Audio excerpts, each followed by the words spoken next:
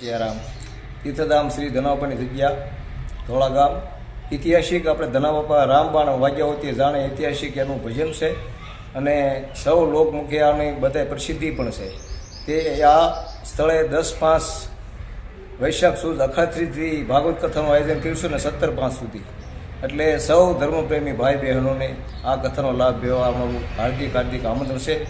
અમારે ધનાબાપા સેવા સંસ્થાન ટ્રસ્ટ તરફથી અને મહંત તરફથી 2 આમંત્રણ આપીએ છીએ અને આ કથા દરમિયાન એવું રાખ્યું છે મોક્ષાર્થી લોકોના ફોટા જે મૂક્યા છે માતા પિતાના